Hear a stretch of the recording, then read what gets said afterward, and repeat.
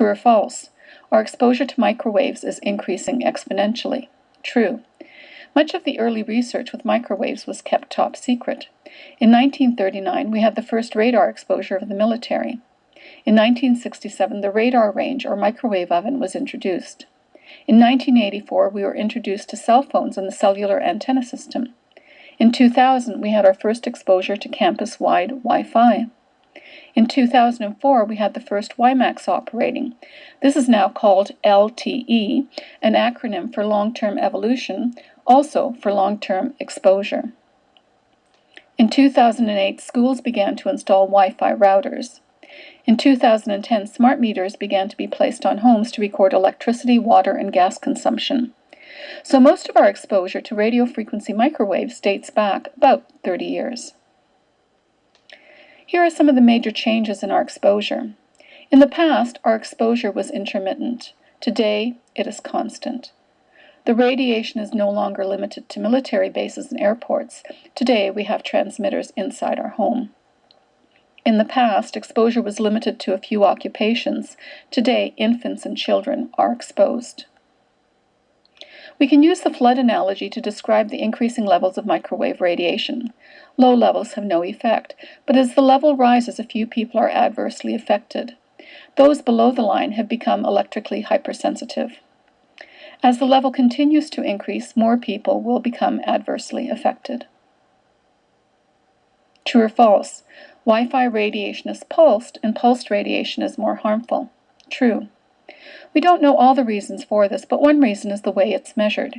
Here we have radiation that is not pulsed. The maximum value and the average value are quite similar. With pulsed radiation, the maximum or peak value is much higher than the average value.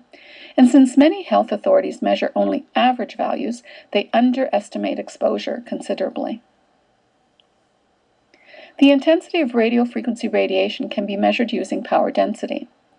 Guidelines in various countries differ orders of magnitude, or by 100,000 units. This is unheard of for chemical toxicants and for ionizing radiation, where standards globally are quite similar. The worst guidelines are in the UK, but Canada and the United States are not far behind. Guidelines in Russia and Switzerland are at least 100 times more protective. These guidelines are not effective because adverse effects occur at much lower levels of exposure, as shown in red. True or false? Industrial strength Wi-Fi is used in schools. True. Indeed, this is how some companies advertise their powerful wireless routers. True or false? Wi-Fi base stations constantly emit radiation. True. Wi-Fi base stations or routers in the school have multiple antennas. These antennas emit a beacon signal. The routers are placed at various locations as shown in this floor plan. Each router emits microwave radiation that is always on. With multiple routers, the entire school is blanketed with microwave radiation. True or false? The highest exposure is at the computer and at the router. True. Once the computer is disconnected from the internet, the only remaining radiation is from the router. So the placement of these routers is critical. They should be well marked in plain sight and as far away from people as possible. True or false? The more users uploading and downloading information from the internet, the higher the levels of radiation. True. And the closer students are to each other, the higher their exposure.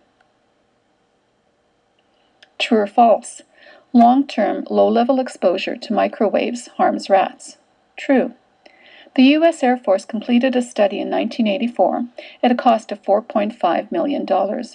They exposed rats to pulsed radiation at 2,450 megahertz.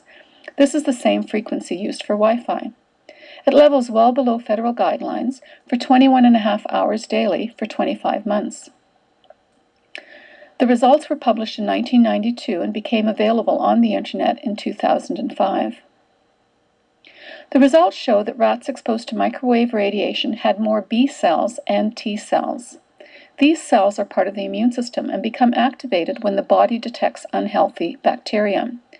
The T cells alert the B cells that in turn produce antibodies to attack the bacteria. What is unusual is that this experiment was conducted under sterile conditions. That is one reason it cost so much money.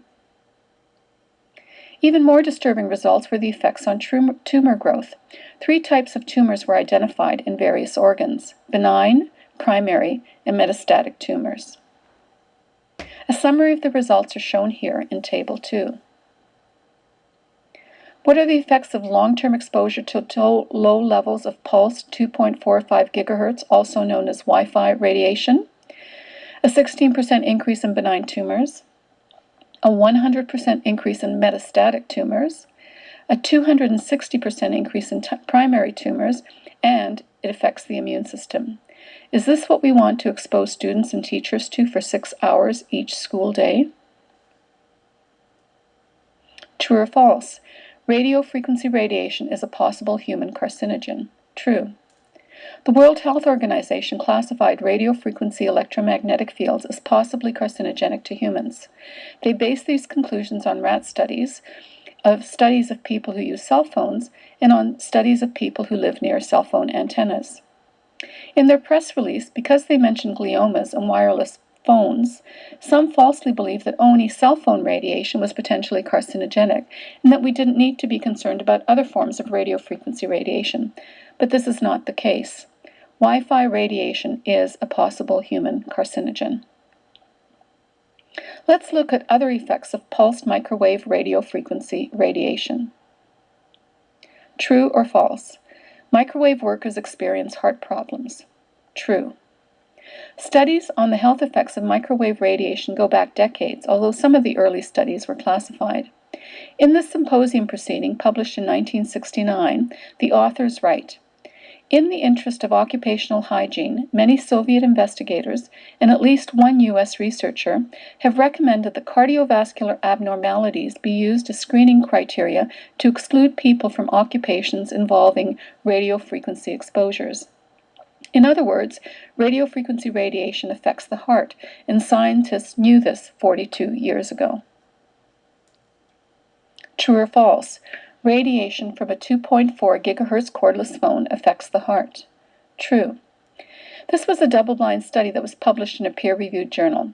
Subject A was wearing a heart monitor and was exposed for 3 3-minute periods to radiation from a cordless phone or to sham exposure.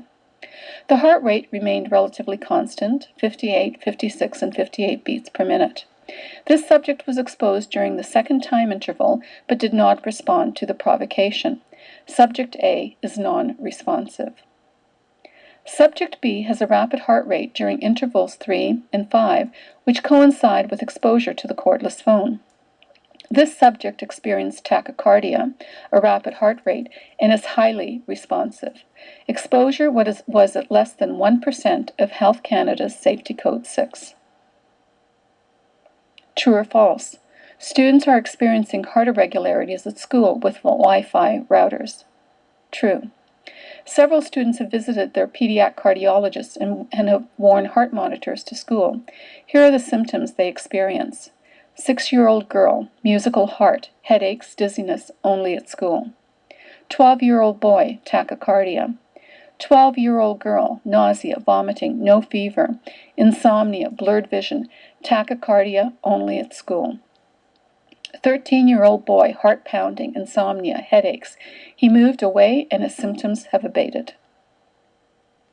World-famous cardiologist Dr. Stephen Sinatra explains what may be happening to these students. What these kids basically have is a non-diagnostic tachycardia. Wolff-Parkinson-White syndrome is it's not uncommon. It's about 1 in 700 kids. So if you got 50,000 kids in the school district, I mean, do the math. You're going to have some kids with, this is an inborn situation where a child has an extra, what we call electrical pathway in the heart. And these hearts can go out of rhythm, and they can be triggered by situations that can disturb heart rate variability. And as a cardiologist, knowing what I know now, it's easy for me to connect the dot that a child with Wolff-Parkinson-White, undiagnosed, exposed to Wi-Fi, could be triggered with an arrhythmia. Supraventricular tachycardias are what we call SVTs, and adults and kids have these all the time. And again, because Wi-Fi disturbing heart rate variability, it could be a factor in children.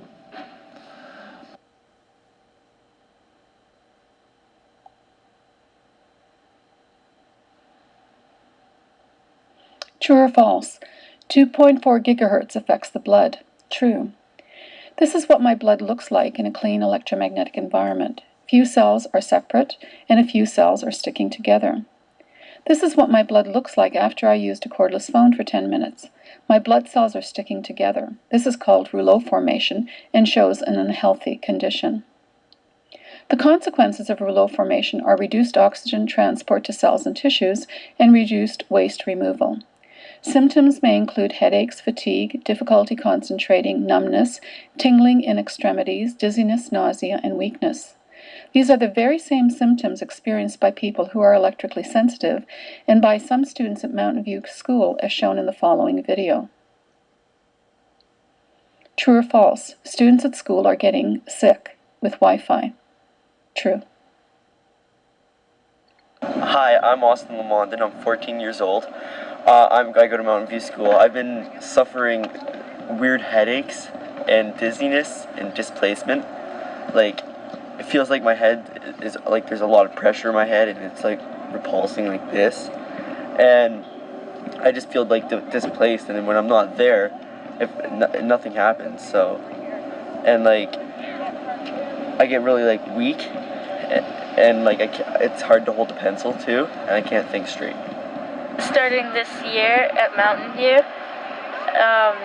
I've been getting a lot of headaches and it's been making me really dizzy, and like it feels like I can't concentrate and you feel like you're not really there. It's hard to explain. The thing that concerned us was that she always got better when she got home, and we couldn't figure out what was going on. We got her eyes checked and found out that wasn't it, and actually had everything checked and found out that wasn't it. And she's still, to this day, when she goes to class, probably about 4 out of the 5 days that she's there, she's coming home with a headache, and I mean significant headache where she has to take Tylenol or Advil. True or false? 2.4 gigahertz affects sperm. True. Studies with human sperm cells showed that sperm exposed to Wi-Fi radiation near a laptop computer were much slower and had DNA damage. The authors speculate that keeping the laptops in Wi-Fi mode on the lap near the testes may result in decreased male fertility. Does Wi-Fi affect female egg cells? We don't know, but if it does, exposure of one generation may have consequences on future generations. True or false? Microwave levels in schools are too low to have any effects. False.